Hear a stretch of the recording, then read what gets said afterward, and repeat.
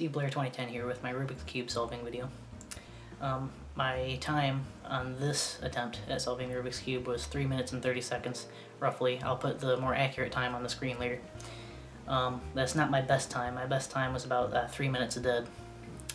And so it's still a pretty good time. It's better than what it used to be at 5 minutes. The cube I used, which I'll grab right now, in fact, I probably should have brought it over here for this. Okay, sorry about that. The cube I used was a speed cube called a Daeon Gohan. I'm not sure if that's pronounced quite correctly, but this is it right here. See, it's got the inside of all these squares are actually rounded so it can cut corners slightly.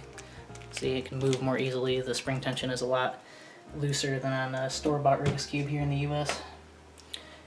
It's a lot faster.